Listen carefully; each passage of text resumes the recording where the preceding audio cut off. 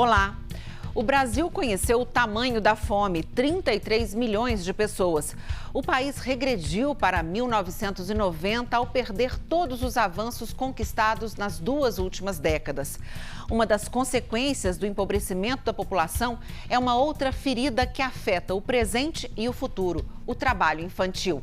É sobre esses assuntos que vamos conversar hoje. Eu sou Joanita Gontijo e esse é o Assembleia em Destaque, programa que mostra o impacto na sua vida dos assuntos discutidos no Parlamento.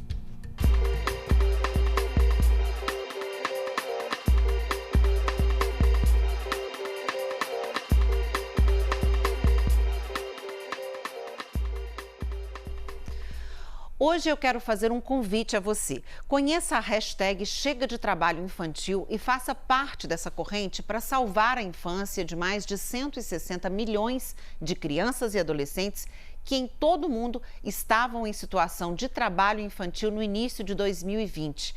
Esse levantamento é da Organização Internacional do Trabalho e se refere a pessoas com idade entre 5 e 17 anos.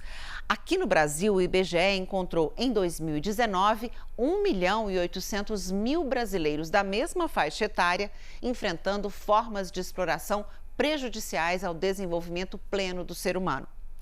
A gente está falando de cenários anteriores à pandemia. Hoje, a situação é muito pior. A pobreza e a vulnerabilidade social foram agravadas nesses 2 últimos anos e a quantidade de pessoas vítimas desse tipo de exploração aumentou em milhões. Eu estou falando sobre esse assunto porque dia 12 de junho é Dia Mundial contra o Trabalho Infantil. No Brasil, há uma campanha nacional para chamar a atenção sobre a necessidade de ampliar as políticas públicas que reduzem a pobreza e as principais causas que levam crianças e adolescentes ao trabalho. Aqui na Assembleia, a campanha foi lançada em uma audiência pública da Comissão do Trabalho, com a presença da Frente Parlamentar em Defesa das Crianças e Adolescentes e de pessoas responsáveis por ações em defesa dos direitos das crianças, pelo fim do trabalho infantil e pela proteção do adolescente nos órgãos públicos e entidades civis. A ausência dos representantes do governo do estado, convidados para o debate, especialmente da secretária de Educação, foi criticada. Na plateia do auditório, as principais pessoas dessa audiência e que precisam de proteção integral da sociedade são os jovens. Luiz Henrique Soares Silva representou os adolescentes. Ele foi vítima do trabalho infantil dos 9 aos 15 anos de idade. Hoje é estudante bolsista da PUC Minas no curso de Direito. Vamos conhecer um pouco da história dele. Como uma família brasileira comum, eu sou o 6º de 8 filhos.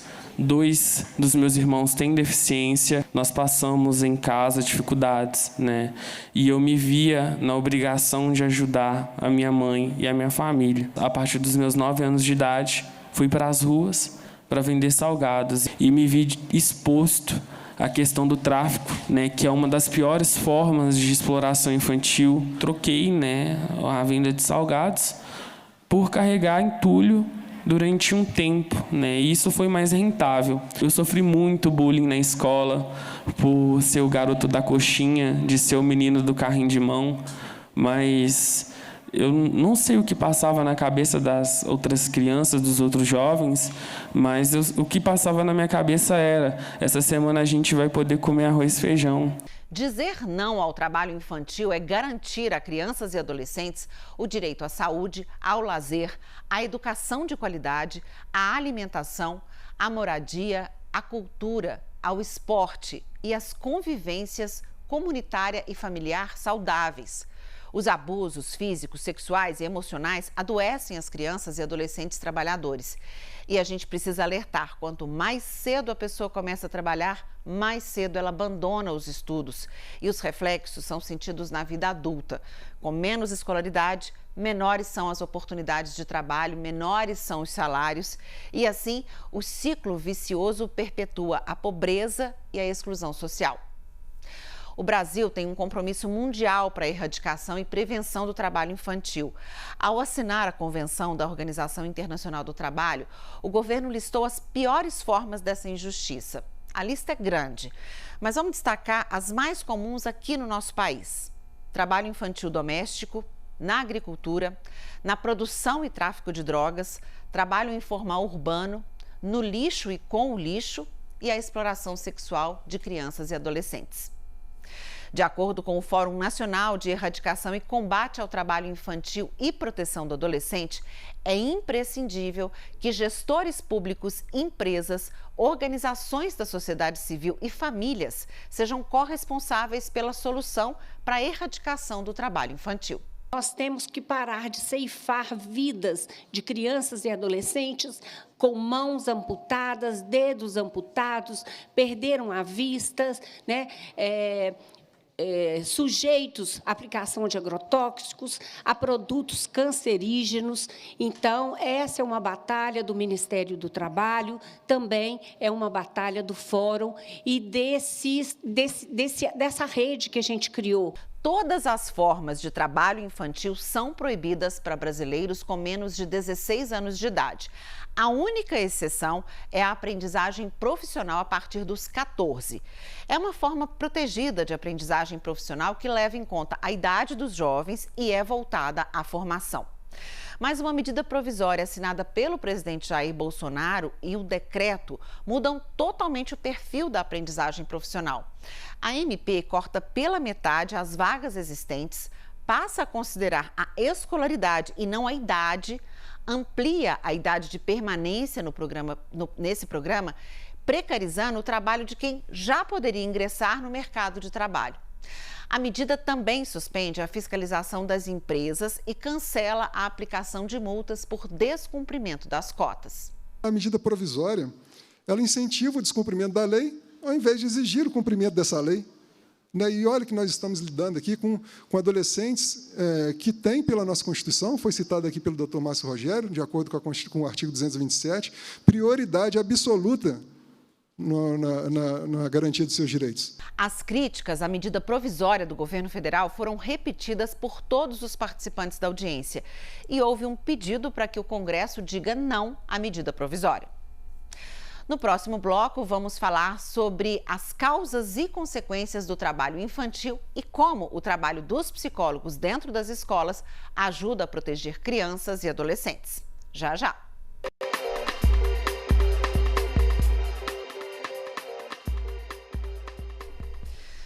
No começo deste programa, eu falei que, por causa da pandemia, estima-se que o número de crianças e adolescentes no trabalho infantil tenha crescido muito. Ainda não temos um levantamento oficial sobre essa realidade, mas os estudiosos alertam que ela tem relação direta com outro problema que se agravou no país: a fome. E sobre essa tragédia foram divulgados dados assustadores nesta semana. O número de brasileiros que não têm o que comer dobrou em 2 anos de pandemia. Atualmente, 33 milhões de pessoas passam fome, não têm o que comer. O levantamento é do Inquérito Nacional sobre a Insegurança Alimentar no contexto da pandemia da Covid-19 no Brasil. Em outubro do ano passado, levantamentos da época mostravam que 20 milhões de pessoas no país não tinham o que comer. Foi durante um debate na Comissão de Direitos Humanos. Na época, os parlamentares receberam deputados federais, pesquisadores, especialistas e conselheiros de segurança alimentar que atuam em vários municípios e no estado para discutir o combate à fome. A maioria dos participantes foi enfática em afirmar que o governo federal reduziu o repasse de recursos para essa área. Inclusive, foi a alegação também do próprio representante do governo de Minas. E não é somente a fome que afeta milhares de brasileiros. Mais da metade da população, ou seja, 125 milhões e 200 mil pessoas, vivem sem saber se terão acesso regular a alimentos de qualidade e em quantidade suficiente, sem comprometer as outras necessidades básicas. É escolher entre pagar o aluguel, a luz ou colocar comida na mesa. E uma ação do governo federal foi apontada também em debate aqui na Assembleia como um duro golpe no combate à fome no Brasil. Para os especialistas, a extinção do Conselho Nacional de Segurança Alimentar no primeiro mês do governo Bolsonaro significou um retrocesso nessa área e na participação popular. Isso porque, entre os 60 membros do órgão, 40 pessoas eram da sociedade civil. Aqui na Assembleia, a presidente do Conselho Estadual de Segurança Alimentar e Nutricional Sustentável, Renata Martins, denunciou tudo isso e o baixo investimento para evitar essa situação dramática. Nós verificamos que houve uma grande redução dos recursos que deveriam estar no fortalecimento dos programas de segurança alimentar e nutricional.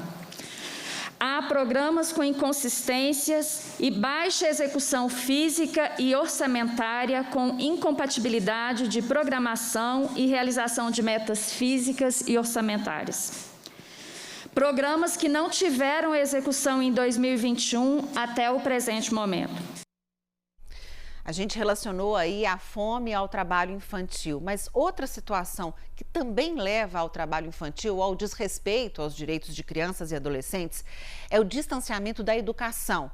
Uma medida importante para evitar que esses jovens estudantes se afastem dos estudos aguarda apenas o sinal verde do governador para virar lei.